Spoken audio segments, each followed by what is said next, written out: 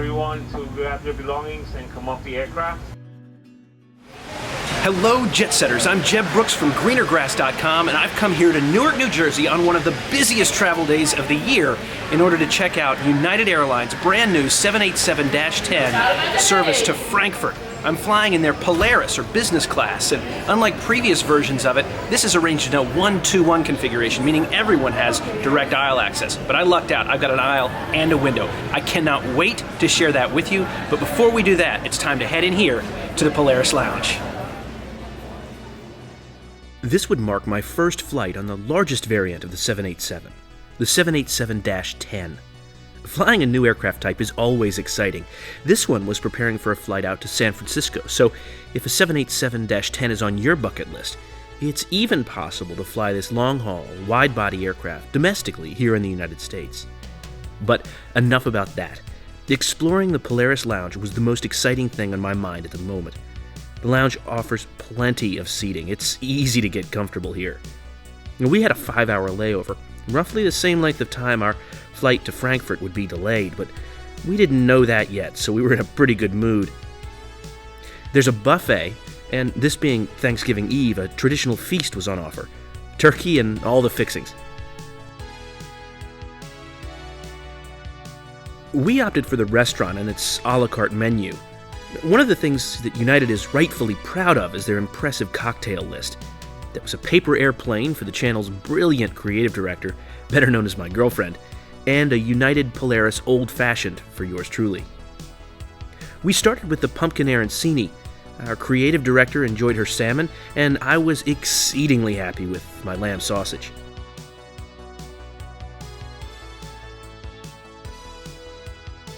One of the highlights of this lounge has to be the views of the airplanes coming and going. It was particularly exciting to see ours come in and begin preparations for the forthcoming departure. Or so we thought.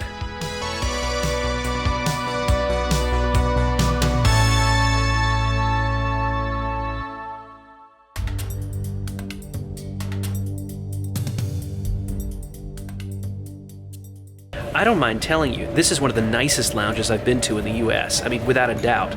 Between the restaurant, the buffet, plenty of seating, this is really practically a first-class lounge. Just outside the Polaris Lounge is a small shop with a ton of United Airlines gear. I sure wish more U.S. airports had these kinds of stores. Soon, though, we were at our gate for what appeared to still be an on-time departure. Let's board this bird. Our aircraft had originally been one that was flying in from Tel Aviv. For some reason, however, that aircraft was diverted to Stewart International Airport just outside of New York. The airline had quickly swapped our plane for another one at the last minute, and we were boarding. Also on board was maintenance. They were performing some sort of required software upgrade. It took them some time to do this, so I used that time to explore the seat. It looks slick. A huge step forward for United, if you ask me. And if you book one of the odd-numbered window seats, like we both did, you'll have a real sense of privacy. United's Polaris Service includes a lot of travel accessories at your seat, and we'll explore them shortly. We had plenty of time for that, after all. The passageway from the seat to the aisle is, in a word, narrow. A word, I'm sorry to say, that can also be used to describe the whole seat. It reminded me a lot of the Delta One seat on that airline's A330neo. Airlines have to work hard to balance passenger comfort with enough seats to turn a profit, and some things, like passageways, may suffer as a result. I will say, those General Electric engines on this bird, they look beautiful. Legroom is, of course, impressive, with 6 feet 6 inches of sleeping space. There was certainly room for my overstuffed backpack at my feet. I haven't filmed an international flight in a while, so I'm excited to be back on board. Cheers. United's bedding was created in partnership with Saks Fifth Avenue, and it's really comfortable. Mattress cushions are provided on request if they're available, and you can also request slippers, which are also only available on a first-come, first-served basis. I highly recommend slippers.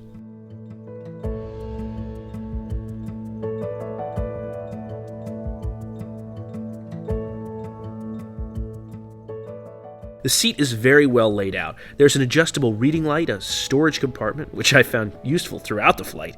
It even has a mirror, which I avoided throughout the flight. The headphone jack, universal plug, and remote control for the in-flight entertainment, they're right here.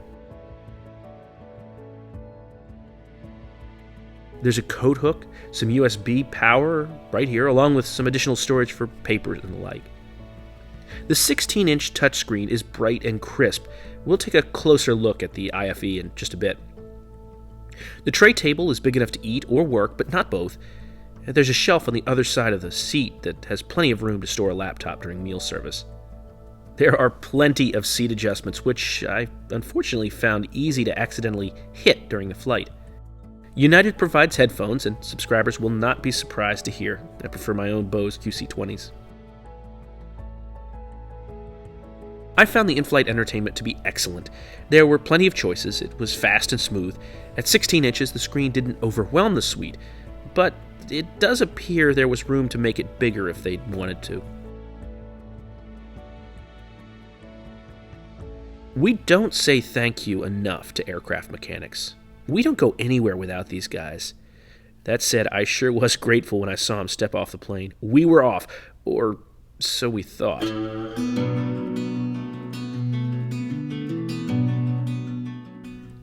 We pushed back, the safety video came on, and we sat. Nothing from the crew. And waited. No information from the flight deck. And we sat, and we waited. 90 minutes went by. I watched nearly all of Anchorman, The Legend of Ron Burgundy. Thank goodness for in-flight entertainment that works at the gate.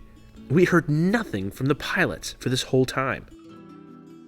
And just like that, we've come back to the gate with some kind of maintenance issue.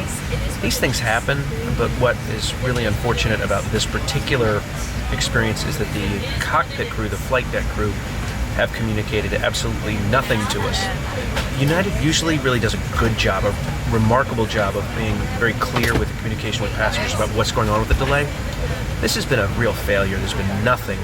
Our pursers work really hard to communicate with us, but that's about it. The cockpit crew have been really absolutely silent on the issue. Good news is we haven't been deplaned. Hopefully that holds and we can get off to Frankfurt, but time will tell. We sat at the gate for a while. Obviously, safety is the number one thing, no doubt about that, and these things, as I said before, these things happen. But a close second behind safety, in my humble opinion, is communication, which this crew have failed at. Sorry. Attention, ladies and gentlemen, we have a mechanical issue with the aircraft. We need everyone to grab their belongings and come off the aircraft, and you'll be updated once you're in the boarding area. Once again, there's a mechanical issue with this aircraft. We need to deplane everyone. Please grab all your belongings and wait in the boarding area for an announcement. At this point, we just didn't know what to expect, but it's not usually a good sign when they ask passengers to leave a plane. Once we were off, some passengers just gave up.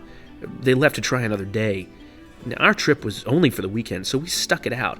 And after about an hour... So you're saying there's a chance. Just announced the problem's been fixed, and we're boarding again. Let's try this second time. Remember those passengers who gave up? Well, there was another delay of more than an hour as the ground crew removed their bags from the airplane's belly. This is a perfectly understandable safety measure. And finally, after about 5 hours, we pushed back, only to have an air traffic control hold of another 25 minutes before we were able to take off.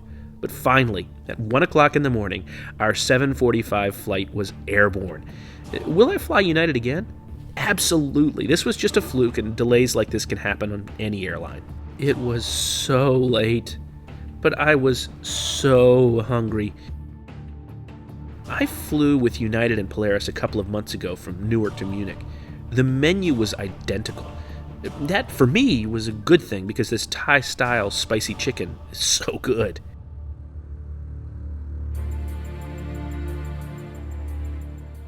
I immediately went to bed, and despite the narrow width, enjoyed about 4 hours of sleep. The cabin crew were great. Despite the delay and working on a holiday, they were upbeat and friendly. This was a model cabin crew. Breakfast was offered over the English coast, and soon we began our descent into Frankfurt. I rate my international first and business class flights on an admittedly subjective scale. I jokingly call it the JebScore. We look at 5 critical factors to a business or first class flight: the lounge, the seat, the in-flight entertainment, the food, and the service. The Polaris Lounge in Newark is incredible. If you dropped me in here and told me I was in an international first-class lounge somewhere in the Middle East, I'd believe you. This is a 5-star lounge without question. The seat, well, it's narrow. I like the storage features a lot. It is definitely a massive step forward over United's former business class product, that 222 configuration. But the seat earns 4 stars out of a possible 5. The in-flight entertainment is exactly what you'd expect from a U.S. carrier on a transatlantic flight. There's nothing special here, so 4 stars. The food was good, and I was glad to have what I had before, but a little variety goes a long way. This is 4 stars. Finally, the service. I really struggled here. The cabin crew, particularly our purser, were fantastic. Between a delay and working on a holiday, they were great, but service on a flight is a team effort, and I don't think the flight deck crew did their part. Sure, they got us here safely, and that is, without a doubt, the most important thing. But not hearing any explanation or acknowledgement, let alone an apology, for a 5-hour delay from the captain was surprising.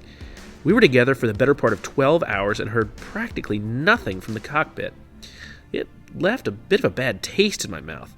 With sincere apologies to the cabin crew, I'm going to give them 2 stars out of 5.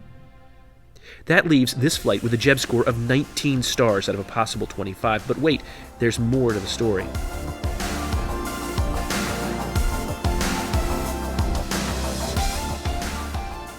When we touched down in Frankfurt, I turned on my phone and received an email from United. It was a nice gesture from the Vice President of Customer Care. He apologized for the delay and offered a consolation prize. You could either take $175 in airline credit or 8,750 miles. It seemed a little low for a business class ticket for which I paid cash, but what do you think? Leave a comment and let me know whether you think it's sufficient. As always, between now and the next time, see you in the sky.